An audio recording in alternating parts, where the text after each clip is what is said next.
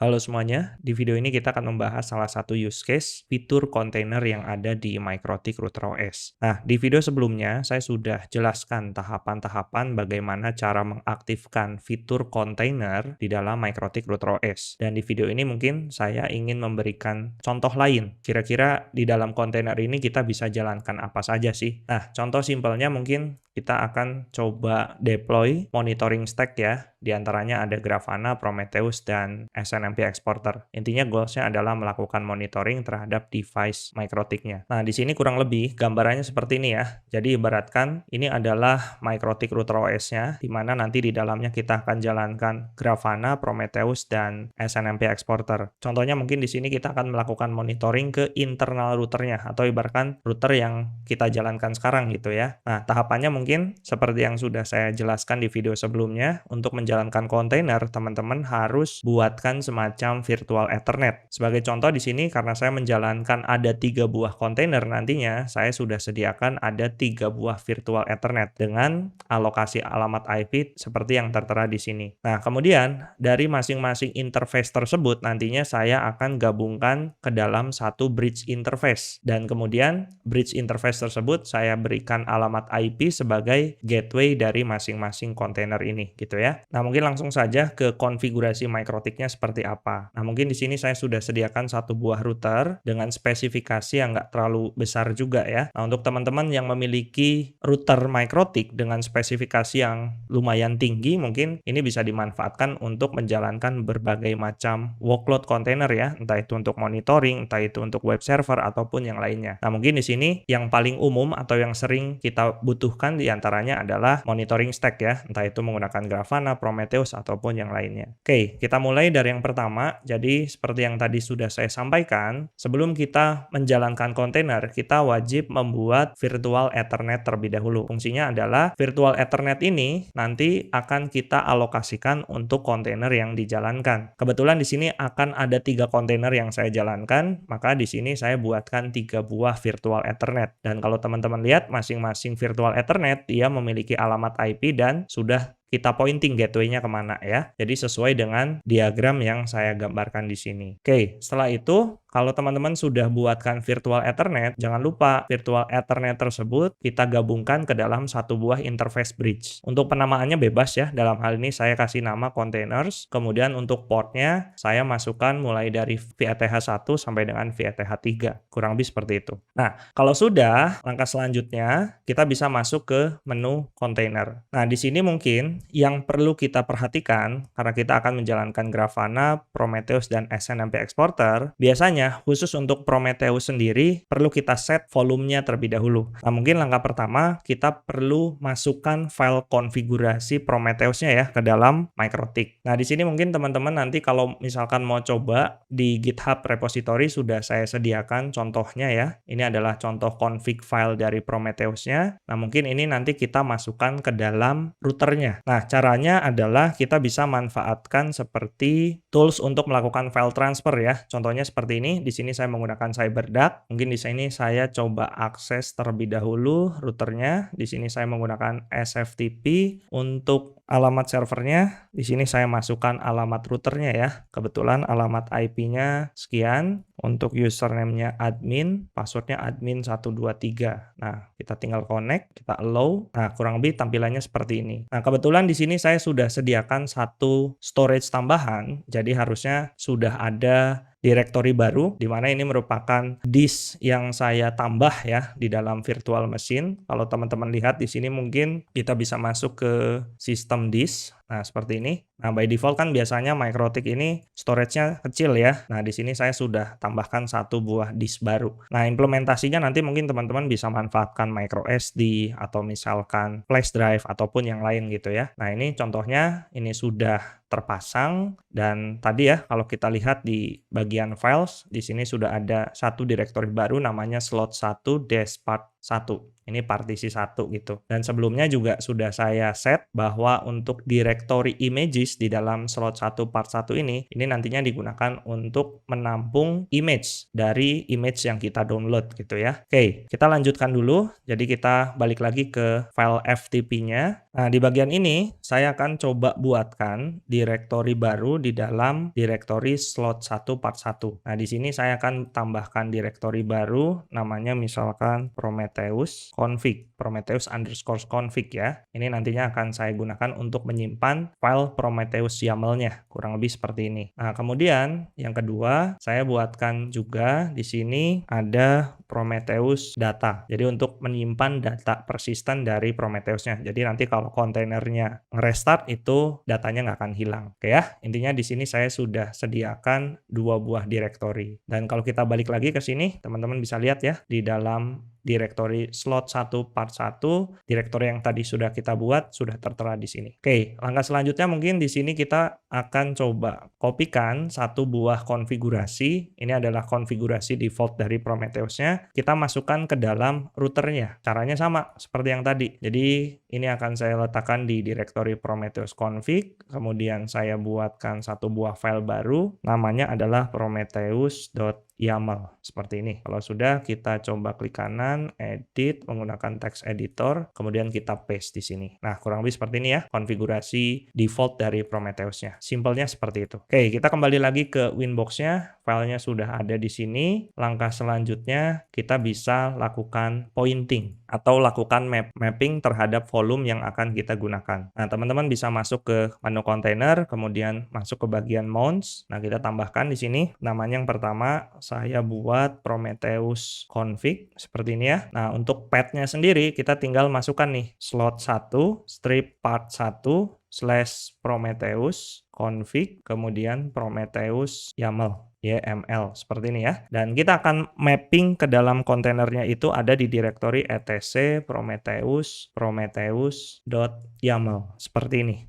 Karena by default Prometheus itu konfigurasinya akan disimpan di dalam etc Prometheus YAML. Kurang lebih seperti itu ya. Kalau sudah kita apply, kemudian kita buat satu volume lagi namanya Prometheus data seperti ini. Kemudian kita pointing juga slot 1 part 1 / Prometheus data. Kemudian kita akan mapping ke dalam kontainernya itu kita letakkan di /Prometheus. Seperti itu ya. Kita apply, kemudian oke. Nah, kalau sudah, kita bisa buatkan kontainernya. Nah, langkah yang pertama di sini kita masuk ke bagian kontainer, kemudian kita plus seperti ini ya. Kita panggil remote image-nya. Nah, yang perlu teman-teman ketahui di sini, sebelumnya, saya sudah pernah mencoba untuk melakukan pooling image officialnya dari Prometheus, tapi ketika saya jalankan itu hasilnya gagal. Jadi di sini saya membuat custom image untuk menjalankan Prometheus. Nah, kalau teman-teman nanti mau coba, silakan nanti bisa cek GitHub repository-nya. Nanti silakan bisa langsung dibuat, di-build, atau misalkan teman-teman bisa langsung pull dari Docker repository yang sudah saya miliki gitu ya. Di sini contohnya, kita kembali lagi ke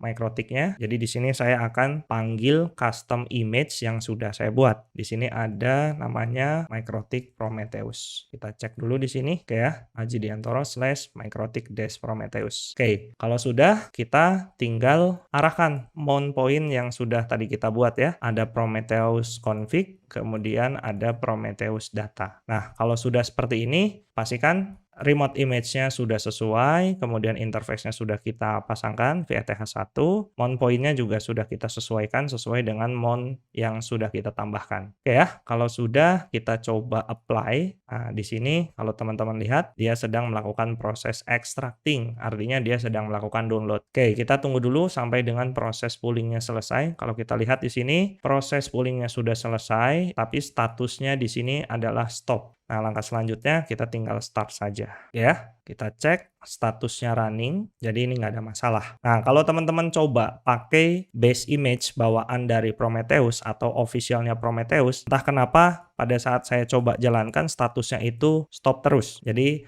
running tapi dia nggak crash gitu ya. Makanya di sini saya buatkan satu custom image supaya nanti bisa dijalankan di MikroTik. Nah, kurang lebih seperti itu. Di sini statusnya udah running dan kalau kita cek VETH1 itu tadi alamat IP-nya adalah 10.0.0.1.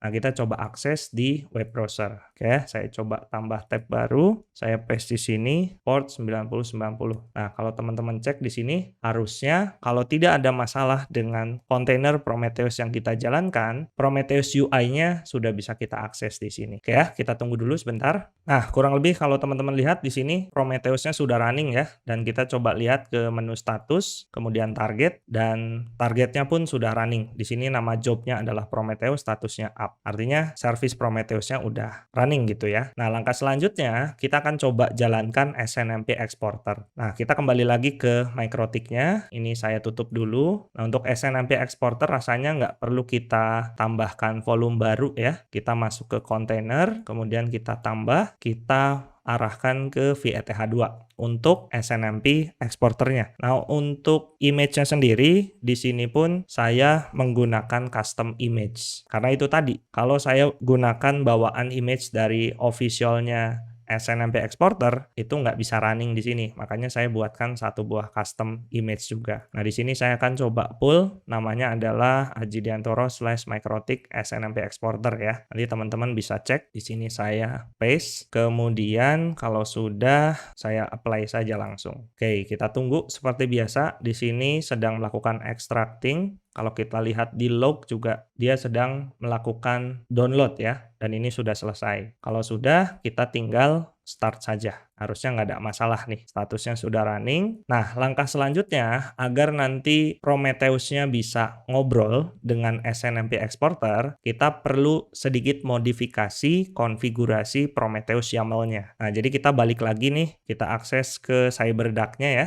untuk melakukan file transfer. Saya coba edit Prometheus YAML yang tadi kita tambahkan. Nah, di sini kita nantinya perlu tambahkan satu job baru. Biasanya di sini saya coba akses ke SNMP exporternya saja ya, kita copy paste karena saya nggak begitu hafal konfigurasinya. Kita masuk ke sini. Nah, kalau teman-teman scroll ke bawah, di sini ada salah satu contoh konfigurasinya. Mungkin kita copy paste saja ya. Jadi teman-teman bisa copy satu blok ini, kemudian kita balik lagi ke text editor yang tadi. Nah, kita tambahkan di sini ya. Pastikan indentasinya sudah sesuai. Kemudian kita sedikit modifikasi. Di sini mungkin saya akan monitor satu device saja dulu. Untuk alamat IP routernya yang akan saya monitor, kalau teman-teman lihat pada bagian ini, SNMP exporter dia akan melakukan monitoring ke internal router. Jadi ke router itu sendiri. Berarti kita bisa arahkan ke alamat bridge interface-nya atau alamat gateway-nya berapa. Di sini 10.0.0.254. Oke, saya kembali lagi. Saya masukkan 10.0.0.254. Ini saya kasih keterangan, ini adalah router lokal gitu ya. Dan kemudian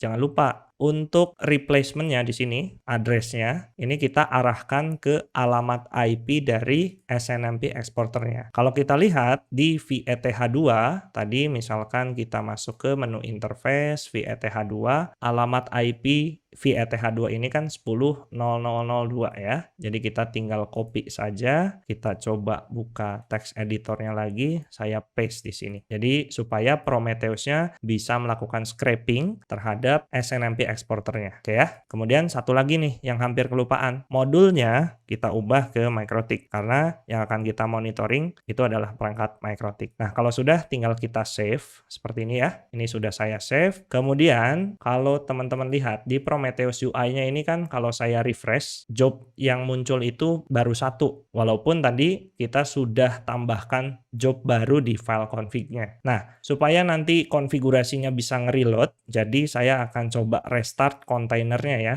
Yang kita restart adalah kontainer dari Prometheus-nya. Tadi kalau kita lihat Prometheus-nya itu ada di VETH1. Jadi caranya mungkin bisa saya stop dulu seperti ini, kemudian saya start lagi. Kalau sudah running, kita bisa masuk lagi ke Prometheus UI-nya, kemudian di halaman ini bisa kita refresh. Harusnya itu sudah ada 2 job yang running gitu ya. Kita tunggu dulu. Oke, kalau teman-teman lihat di sini sudah ada satu job tapi statusnya masih down. Kemudian di sini kalau kita lihat errornya adalah return HTTP status 500 internal server error. Nah, kenapa demikian? Biasanya kalau errornya seperti ini, kita bisa cek di sisi routernya ya. Kebetulan router yang akan kita monitor adalah router lokalnya, jadi pastikan service SNMP-nya itu sudah aktif. Dan kebetulan di sini SNMP-nya belum saya aktifkan ya. Saya coba enable, kemudian trap version-nya saya ganti ke 3, sudah, kalau sudah apply oke. Nah, saya refresh sekali lagi di sini, harusnya nanti errornya sudah hilang dan statusnya sudah up. Kita tunggu dulu ya, saya refresh. Nah, kalau teman-teman lihat di sini statusnya sudah up ya. Jadi tadi error sebelumnya, kenapa demikian? Karena SNMP yang saya gunakan di router ini ternyata belum aktif, dan setelah saya coba aktifkan di sini statusnya sudah up. Kalau sudah seperti ini artinya kita bisa visualisasikan di dalam Grafana. Nah, langkah selanjutnya berarti tadi kita sudah coba installkan Prometheus, kemudian SNMP Exporter, dan sudah kita integrasikan ya. Jadi ada dua job seperti yang tertera di Prometheus UI-nya. Selanjutnya kita coba installkan Grafana atau kita jalankan Grafana di dalam kontainer yang running di MikroTik. Oke, kita kembali lagi ke MikroTik-nya. Untuk ini kita close dulu, kita masuk ke menu kontainer ya.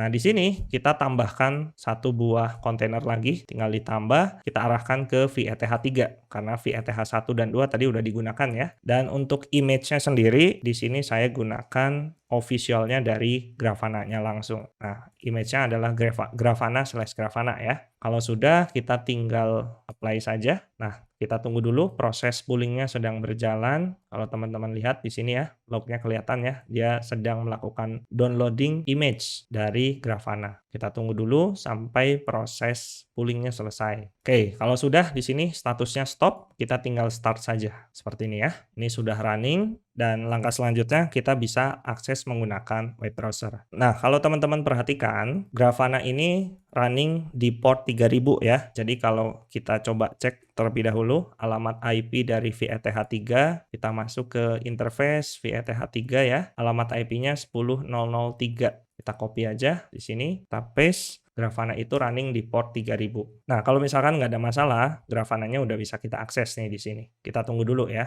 Oke, kalau teman-teman lihat di sini, Grafananya sudah muncul. Kita masukkan default user dan passwordnya, admin, kita login. Untuk new passwordnya saya skip dulu ya, saya nggak akan ubah passwordnya. Nah, kurang lebih nanti halaman utama dari Grafana seperti ini ya. Oke, ini Grafananya sudah muncul. Langkah selanjutnya kita akan tambahkan satu buah dashboard untuk memvisualisasikan data yang ada di Prometheus. Nah, di sini saya coba cari MikroTik SNMP Grafana. Nah, saya akan coba gunakan template saja ya. Oke, dashboardnya nanti kurang lebih seperti ini. Saya copy ID to clipboard, kemudian saya balik lagi ke Grafana. Nah, untuk menambahkan dashboard, langkah pertama pastikan kita harus menambahkan data source-nya terlebih dahulu.